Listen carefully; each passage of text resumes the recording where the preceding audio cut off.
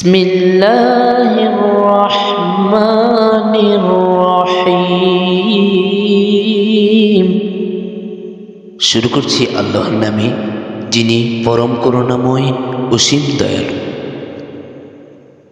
কুল হুয়াল্লাহু আহাদ, বলো তিনি আল্লাহ এক অদ্বিতীয়।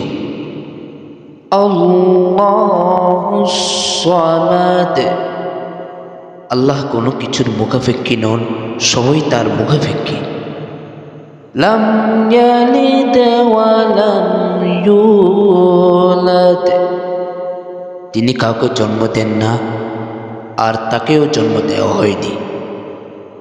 ওয়া লাম ইয়াকুল লাহু কুফুয়ান আহাদ, তার সমকক্ষ কেউ নয়।